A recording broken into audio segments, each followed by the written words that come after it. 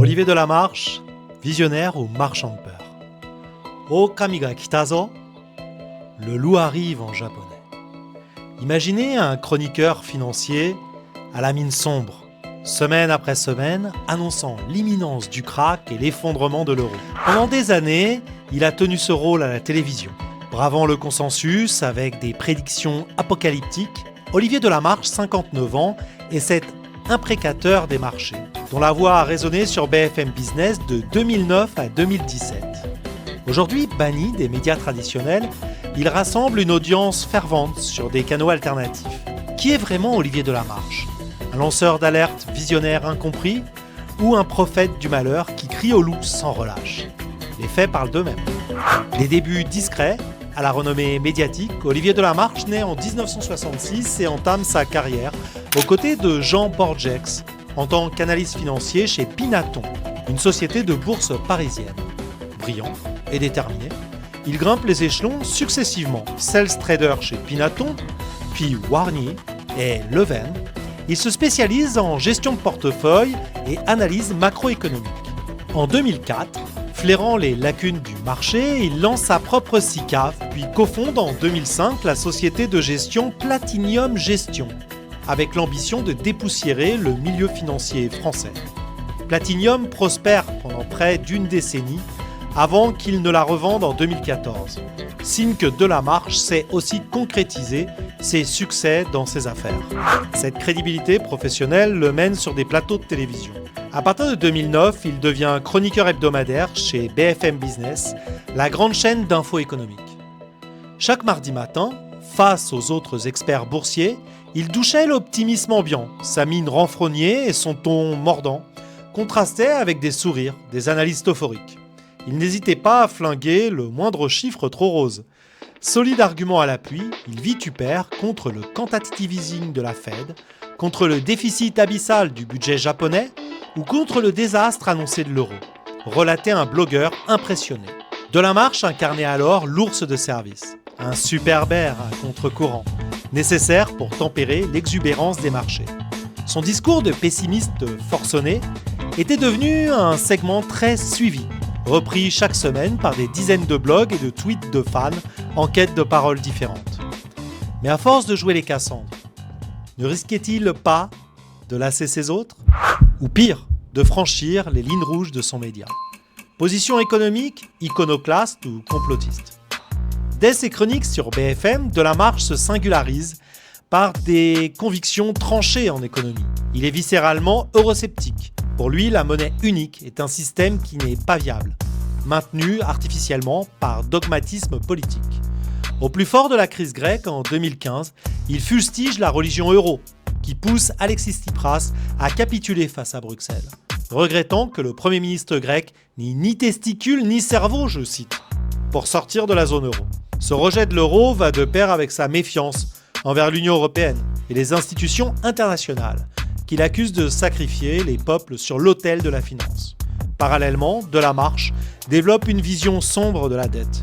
Disciple d'une orthodoxie budgétaire quasi austérienne, il martèle que l'envolée des dettes publiques mènera à la catastrophe. Il prédit ainsi avec constance un défaut de paiement généralisé sur la dette de tous les États. Note une biographie. Chaque plan de relance ou déficit l'horrifie. On fait comme si on ne pouvait faire tourner la planche à billets indéfiniment. Il faudrait bien payer la note, prévient-il, dénonçant l'illusion d'une croissance artificielle. Pessimiste sur la solvabilité des États, il exhorte depuis 15 ans à se réfugier sur des valeurs tangibles. En premier lieu, l'or, qu'il conseille d'acheter massivement. Sa cible favorite reste les banques centrales, qu'il accuse d'irresponsabilité et de manipulation. Sur BFM, il invective régulièrement la Réserve fédérale américaine ou la BCE. Il n'hésite pas à lancer en direct que Bernanke et Draghi sont à mettre en prison, ou que l'ex-président de la Fed fabrique lui-même les bulles qu'il prétend ne pas voir.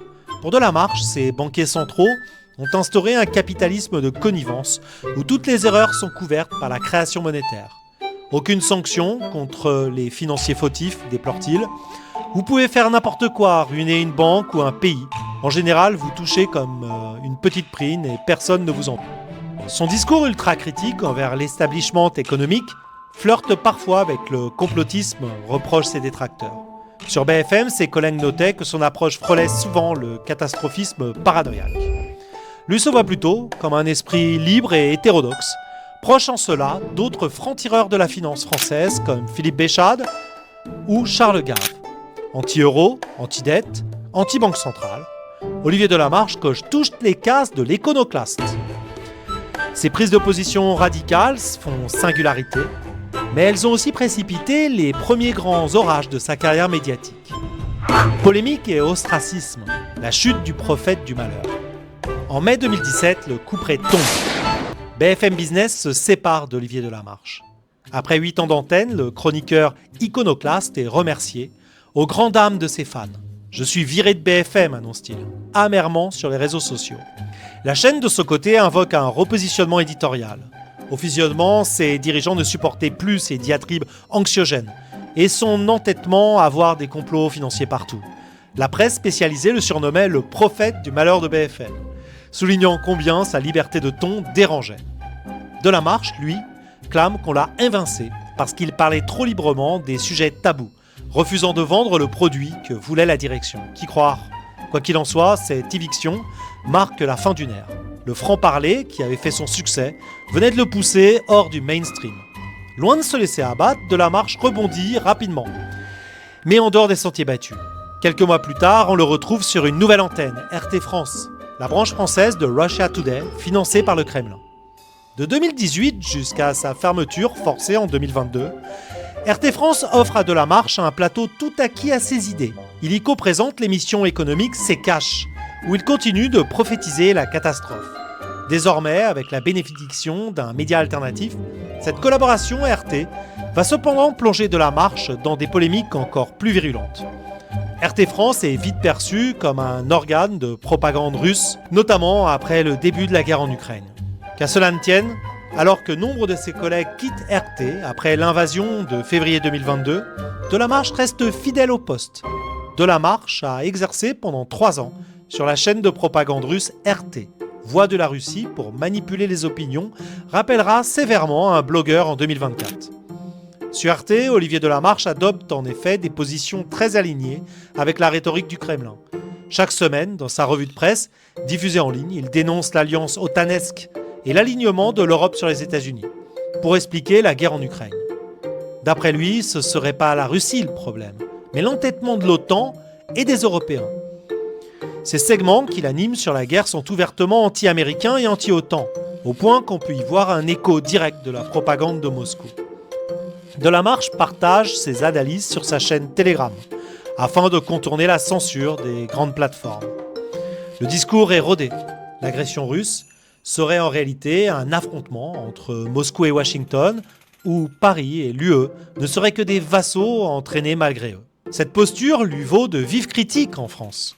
En septembre 2022, l'Express classe Delamarche parmi les relais de Poutine en France, aux côtés d'autres figures anti-système devenues pro-russes.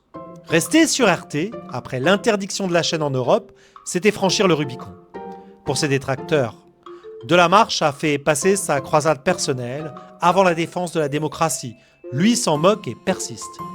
Migrant avec l'équipe de RT sur la plateforme Odyssée, un refuge bien connu des contenus conspirationnisme, pour continuer à émettre malgré le badisme.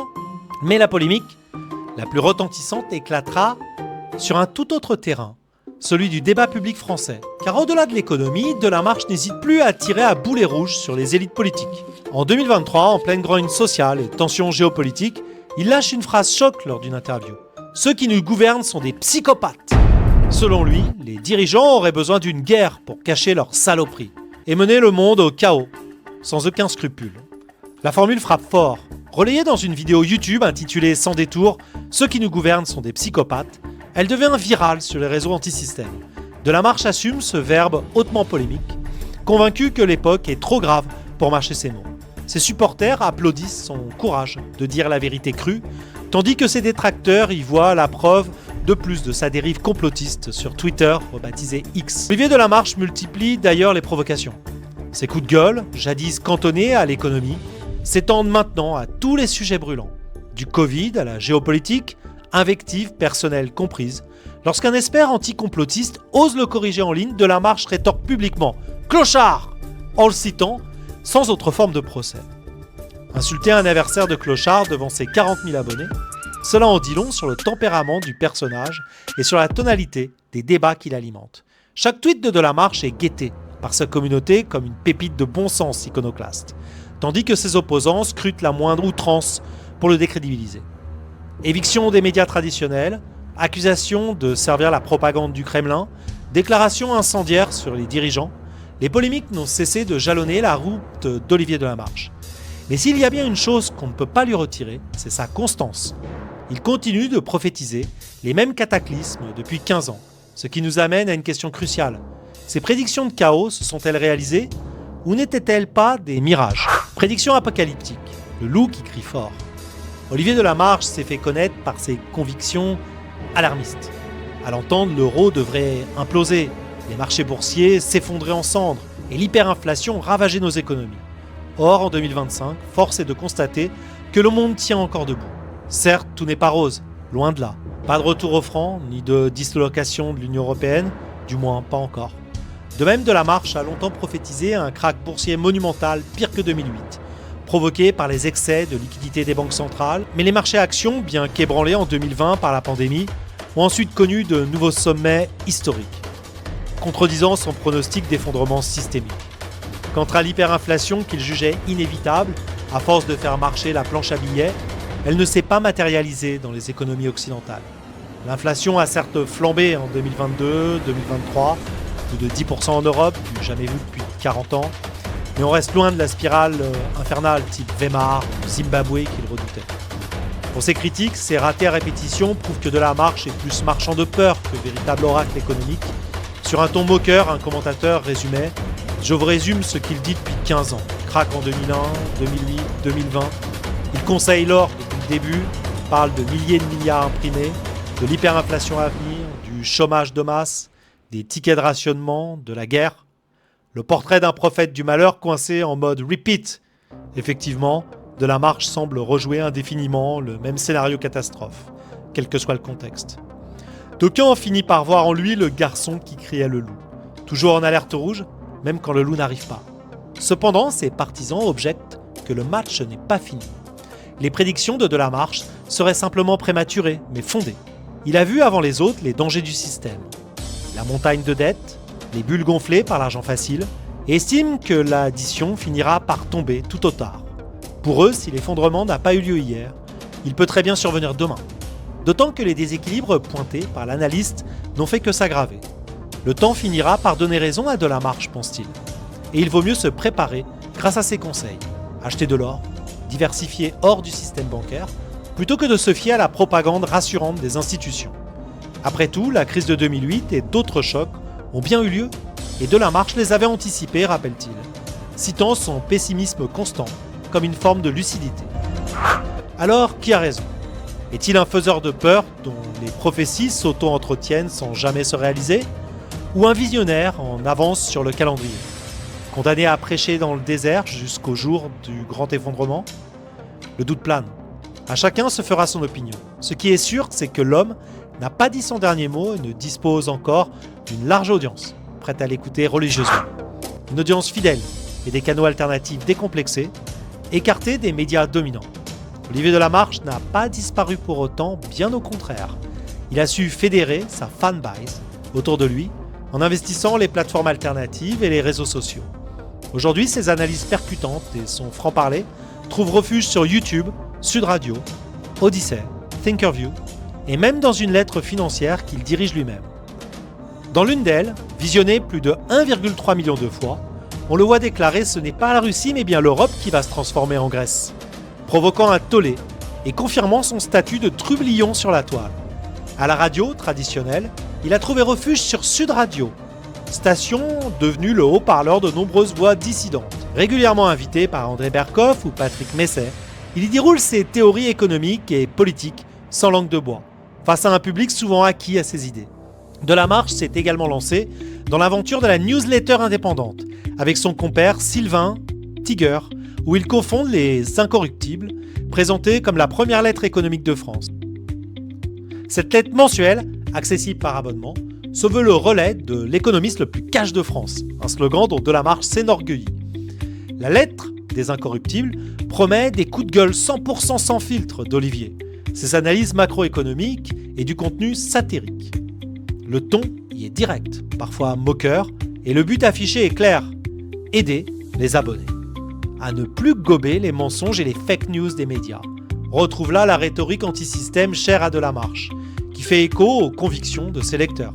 Ces derniers paient 149 € par an pour être incorruptibles à leur tour, c'est-à-dire vaccinés contre la doxa officielle et nourris d'analyses alternatives.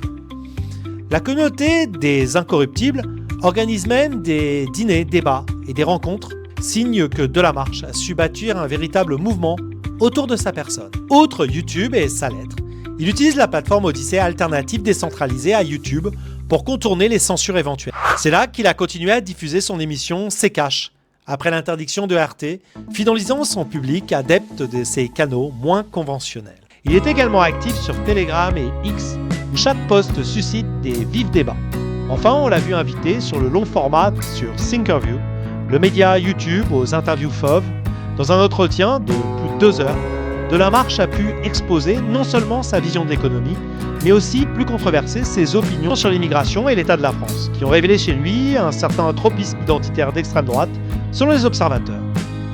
Ce passage sur Thinkerview, très commenté, montre que son discours a évolué au-delà de l'économie, stricto sensu pour embrasser des thématiques sociétales et politiques, renforçant son aura auprès d'une frange de public en quête de vérité qu'on cache. En somme, Olivier Delamarche a réussi sa mue politique. De chroniqueur isolé sur BFM Business, il est devenu une figure de proue de la sphère alternative en France. Multipliant les tribunes indépendantes, son audience, certes de niche, est galvanisée par son style et sa constance. Il voit en lui un des rares à ne pas mâcher ses mots face aux puissants. Sur YouTube, sur la bande FM non conformisme, dans des newsletters ou sur des plateformes libres, la voix de Delamarche porte désormais au-delà des contraintes imposées autrefois par les grands médias. Visionnaire incompris ou simple marchand de peur, l'histoire d'Olivier Delamarche est celle d'un homme criant sans relâche « Oh Kamiga Kitazo !» Le loup arrive. Dans un monde qui feint de ne pas l'entendre, pour ses détracteurs, il est au contraire ce berger imprudent qui cria tant de fois au loup que plus personne ne le croira le jour où le vrai danger surviendra. Alors, visionnaire ou marchand de peur, la question reste ouverte. D'un côté, nombre de ses prophéties de ruine ne se sont pas concrétisées, et son passage sur RT entache sa crédibilité en le teintant d'idéologie. De l'autre, certaines de ses alertes sur les dérives du système financier étaient légitimes et même prémonitoires, dette incontrôlable, bulle financière, fragilité de l'euro, et son franc-parler apporte du pluralisme salutaire dans un débat économique souvent lénifiant. Chose certaine, il incarne à lui seul la défiance d'une partie de l'opinion envers le récit économique dominant. En cela, qu'il soit Cassandre ou charlatan, sa trajectoire en dit long sur notre époque.